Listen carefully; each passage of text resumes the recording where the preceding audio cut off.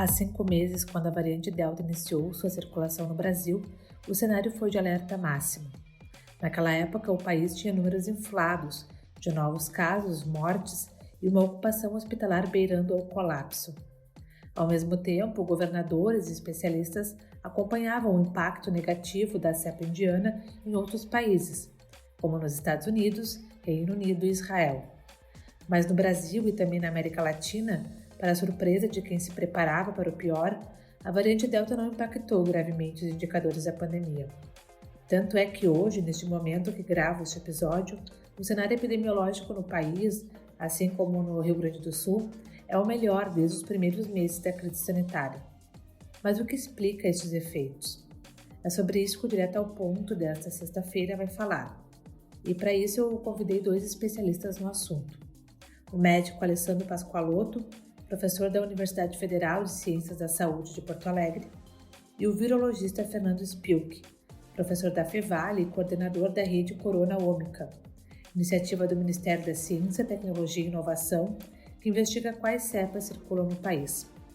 E eu, Brenda Fernandes, vou comandar este episódio. Sejam bem-vindos.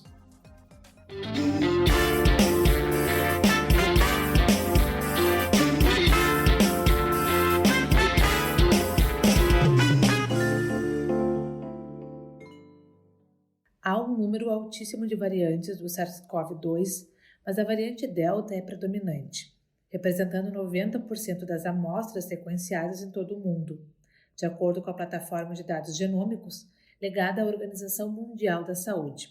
Apesar de ser mais transmissível que a cepa original causadora da Covid-19 e ter suplantado ainda outras variantes, como a Gama, no Brasil a Delta não causou tanto impacto quanto o esperado.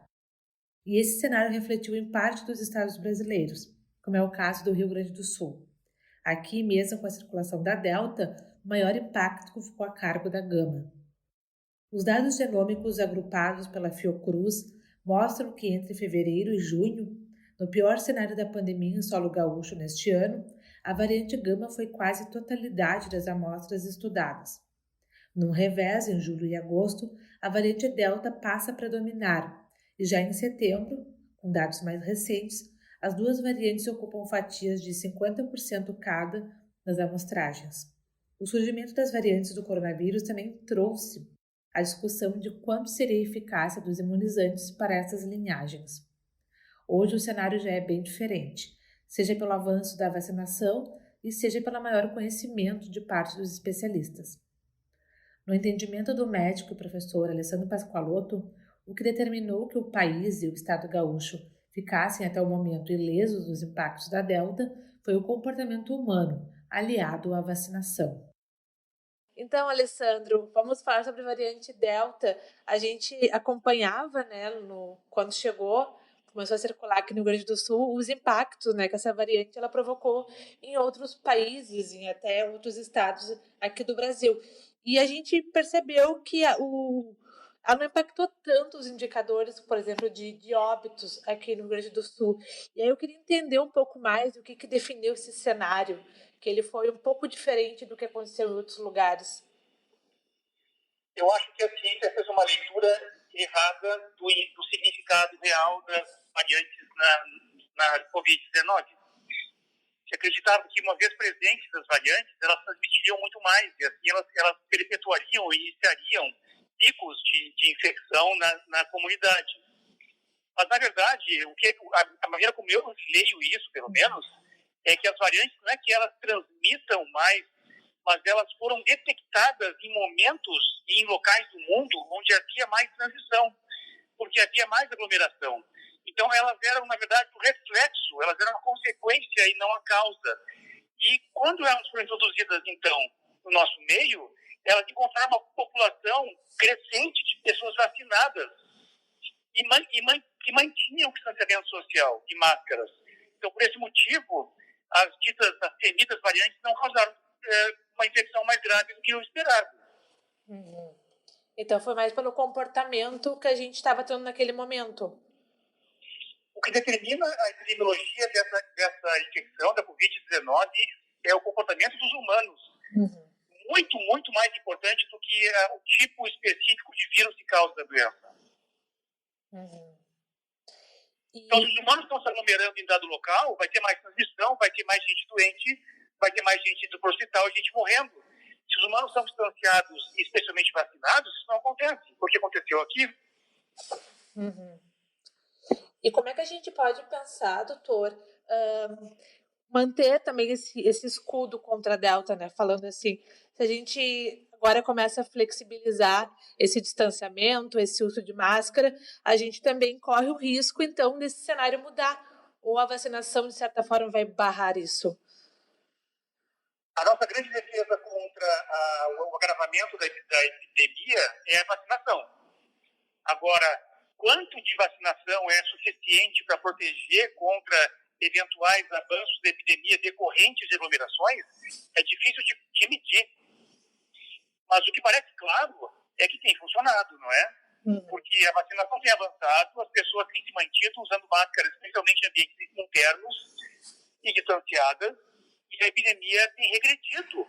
Então, isso depõe contra a teoria de que as variantes é que eram o principal causador da propagação da infecção. Não são as variantes, são os humanos.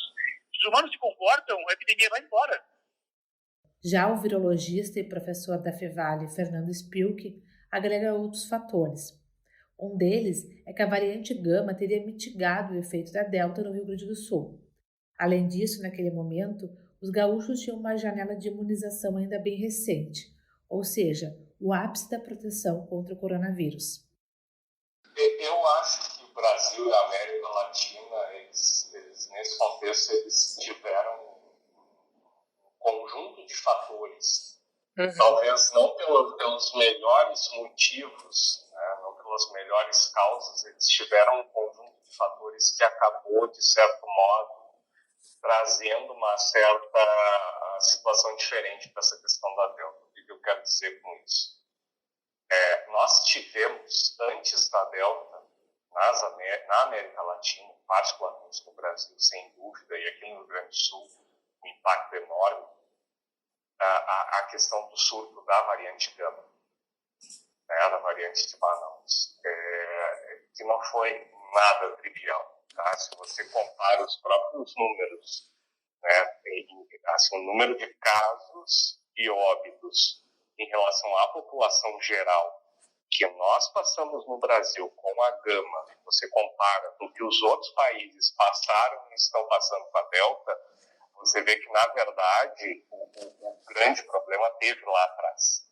Como esse problema tão grande do primeiro semestre pode ter alterado essa nossa vivência com a Delta, junto de outra coisa que eu vou entrar daqui a pouco, que é a questão da vacinação. Mas em que a Gama pode ter influído? Bom, ela pode ter influído em algo que nós hoje estamos investigando, tá? Justamente porque estamos avaliando a resposta de pessoas que tiveram a Gama.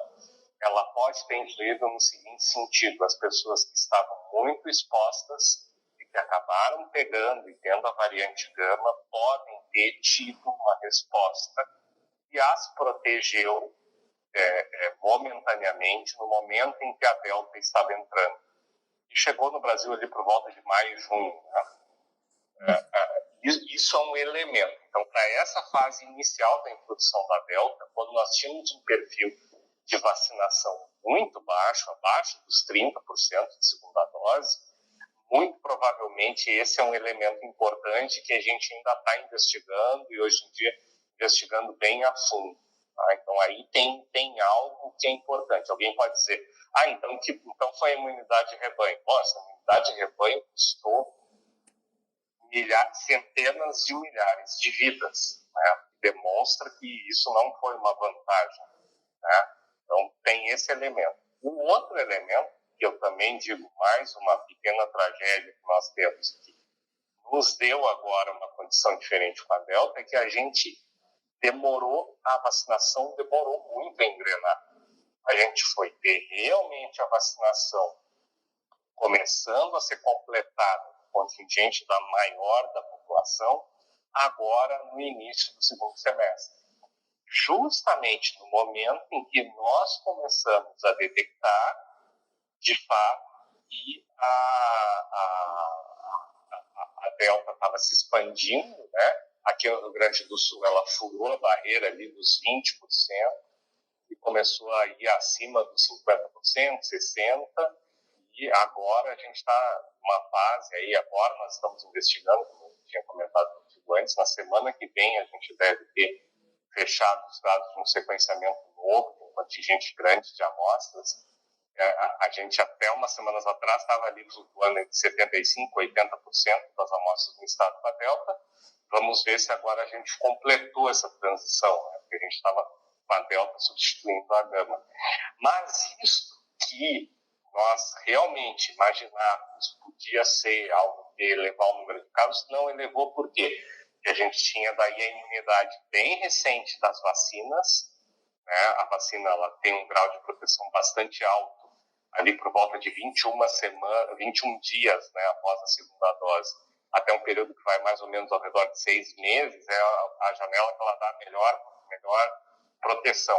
E justamente como a nossa vacinação atrasou, a Delta começou a se expandir no momento em que a nossa vacinação engrenou, digamos assim, as pessoas começaram a ter a sua segunda dose completa.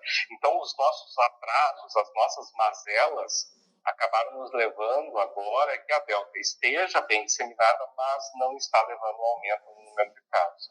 Na verdade, a gente está entrando numa fase, eu acho bom destacar isso, a gente começa a ver os primeiros sinais de um processo de endemização, né? De que assim, a gente não está completamente livre da geração de novos surtos, mas o que eu quero dizer com isso? A gente vê que a percentagem, o número de indivíduos internados em UTI, que vai à UTI, que é bem verdade, atinge muito mais pessoas sem esquema vacinal completo ou aqueles idosos extremos, né, pessoas acima de 80 anos que não tiveram ainda oportunidade de fazer o reforço.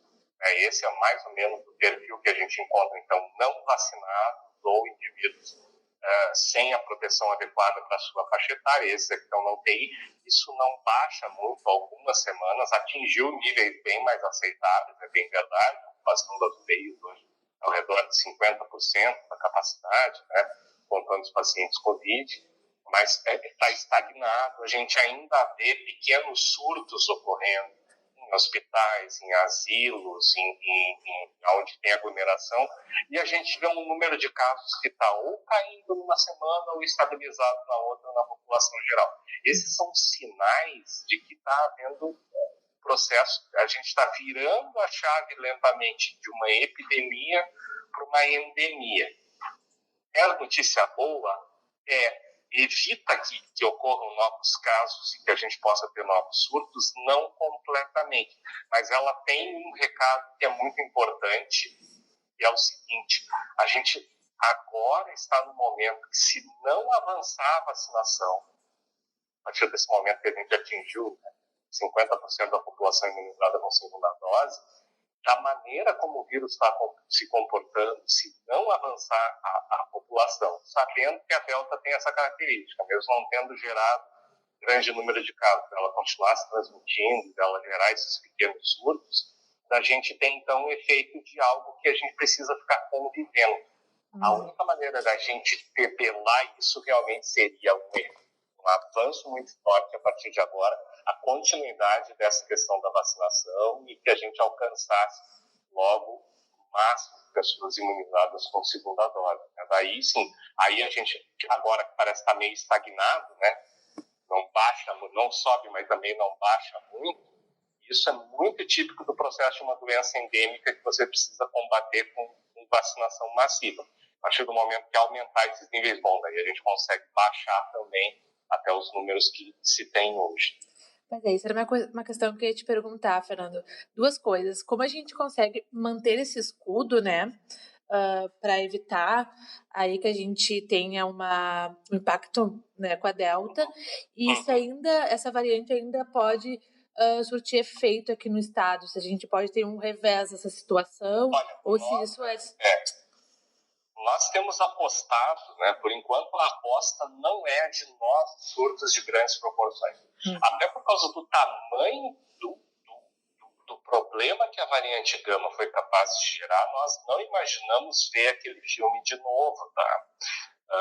Sim, eu sei que em outros países da Europa, aqui em países da Europa a gente está vendo isso acontecer, mas eles, por exemplo, eles hoje, infelizmente, uma boa parte dos países está enfrentando o problema de não conseguir avançar no número de indivíduos vacinados, como é muito característico na Rússia, ou eles estão sofrendo com outro problema que nós precisamos ficar muito atentos, que é, mesmo tendo população vacinada, estar vivenciando nível de flexibilização e de não uso de máscara que é perigoso, que é o caso da Inglaterra, tá? Isso é bastante importante sublinhar, né? Muitas pessoas têm perguntado assim, o caso da Rússia fica mais ou menos fácil da gente entender, há uma desconfiança muito grande da população em relação à vacinação, infelizmente eles não conseguem furar o bloqueio dos 30%, tá? Mas e na Inglaterra, que a vacinação andou muito mais, né? Por que agora estão tendo problema? Bom, isso dito pelo pessoal de lá, que a gente tem contato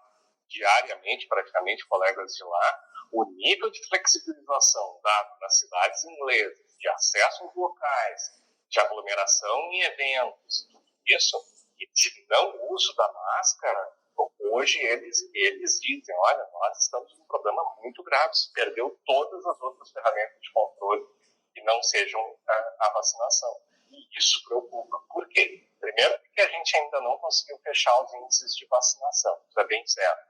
A gente ainda tem um contingente importante da população que não se vacina por opção, infelizmente.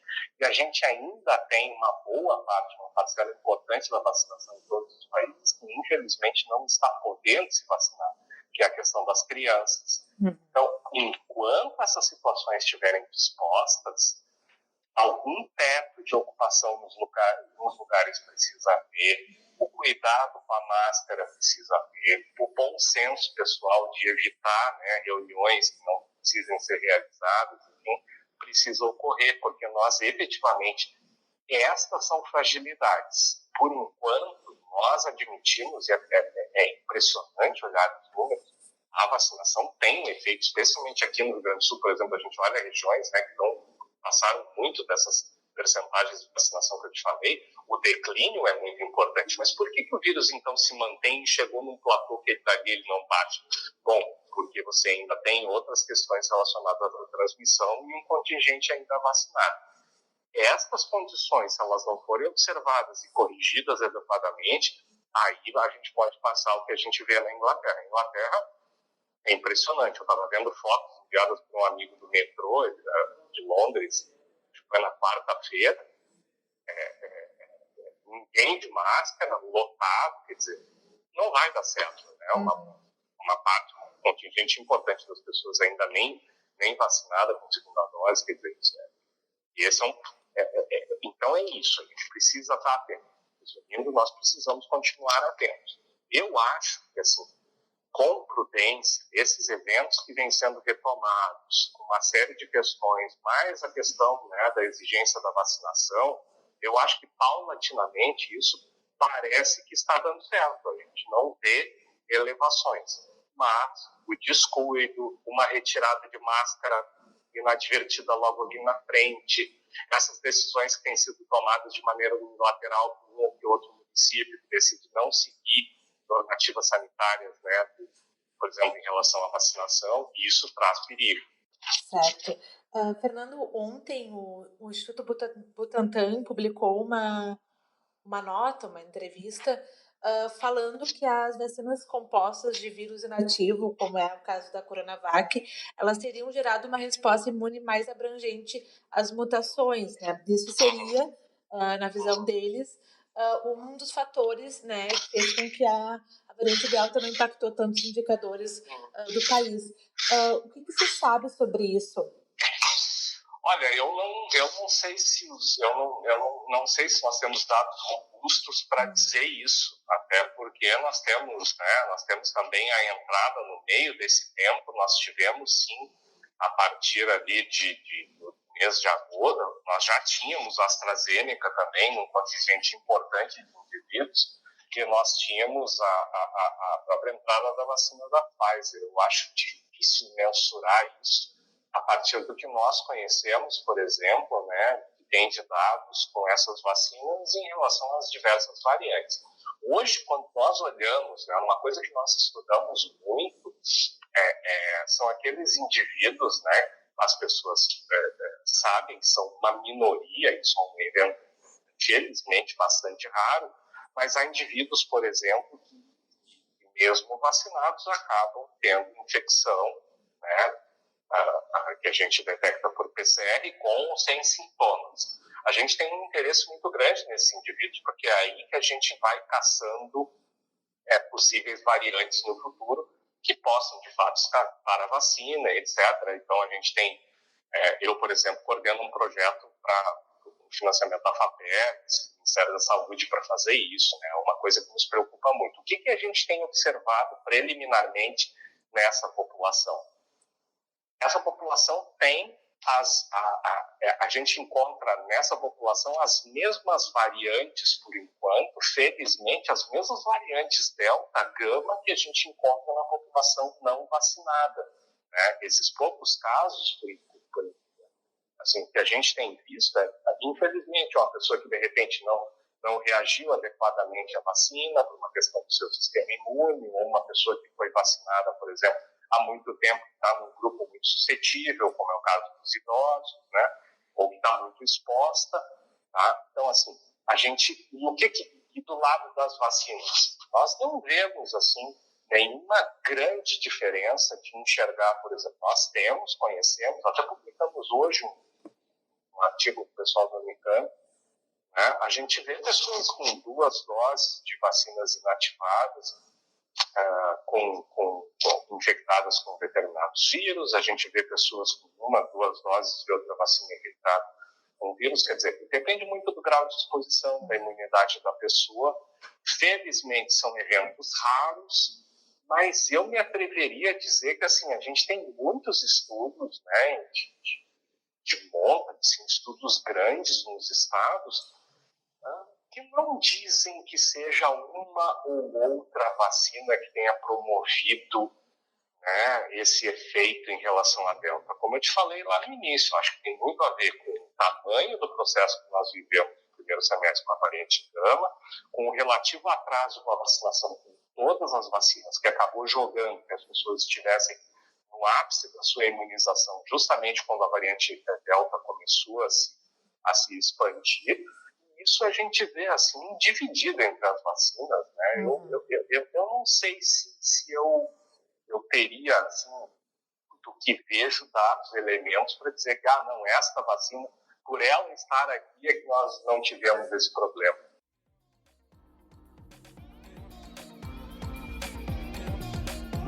O Direto ao Ponto desta sexta-feira fica por aqui. A apresentação foi de Brenda Fernandes e edição de Ali Alencar. Até a próxima!